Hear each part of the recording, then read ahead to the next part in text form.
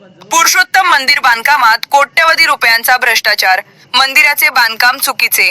आर्किटेक्टने दिलेली डिझाईन न बांधता आबडधोबड बांधून गुत्तेदार निघून जाण्याच्या तयारीत. गावकऱ्यांच्या सतर्कतेमुळे बांधलेले मंदिर पाडायची गुत्तेदारावर वेळ.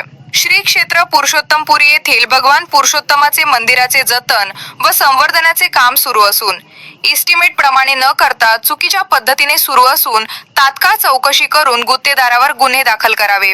MSRDC अंतर्गत 54 कोटी रुपयांचा निधी शासनाने उपलब्ध करून दिला, परंतु यामध्ये कोट्यवधी रुपयांचा भ्रष्टाचार होत असल्याचा गावकऱ्यांनी केला विरोध. अधिक मास अवघ्या 1.5 महिन्यावर येऊन ठेपला तरीही मंदिराचे बांधकाम पूर्ण नाही. माजलगाव आरंभ वृत्तसेवा.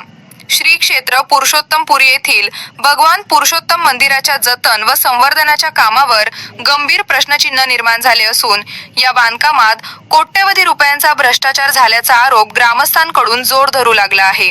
शासनाकडून सुमारे 54 कोटी रुपयांचा निधी मंजूर होऊनही प्रत्यक्षात काम निकृष्ट दर्जाचे व नियमानुसार न केल्याचा आरोप करण्यात येत आहे. मंदिराच्या बांधकामासाठी तज्ज्ञ आर्किटेक्टकडून तयार करण्यात आलेल्या आराखड्याऐवजी प्रत्यक्ष कामात मोठे बदल करण्यात आल्याचे ग्रामस्थांचे म्हणणे आहे. ठरलेल्या डिझाईनकडे दुर्लक्ष करून आबडधोबड पद्धतीने बांधकाम केल्याने मंदिराच्या रचनात्मक सुरक्षिततेवरही प्रश्न उपस्थित होत आहेत. गावकऱ्यांनी वेळोवेळी संबंधित अधिकाऱ्यांचे लक्ष वेधण्याचा प्रयत्न केला, मात्र त्याकडे दुर्लक्ष करण्यात आल्याचा आरोप आहे. अखेर ग्रामस्थांनी एकत्र येत कामाची पाहणी केली असता अनेक गंभीर त्रुटी समोर आल्या. यामुळे संतप्त नागरिकांनी चुकीच्या पद्धतीने उभारलेले काही बांधकाम पाडण्याची वेळ गुत्तेदारावर आणल्याचे समजते.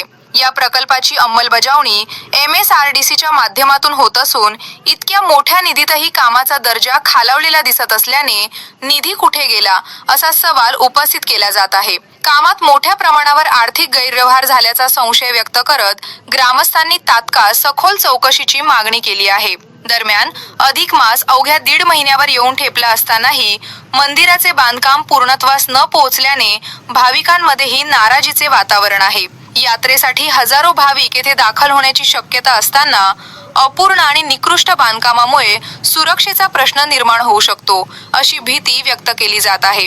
ग्रामस्थांनी संबंधित गुत्तेदारावर गुन्हा दाखल करून कामाची स्वतंत्र तांत्रिक चौकशी करावी, तसेच दोषींवर कठोर कारवाई करावी अशी ठाम मागणी प्रशासनाकडे केली आहे. या प्रकरणामुळे धार्मिक स्थळांच्या विकास कामांमधील पारदर्शकतेचा मुद्दा पुन्हा ऐरणीवर आला असून प्रशासन यावर काय भूमिका घेते याकडे सर्वांचे लक्ष लागले आहे.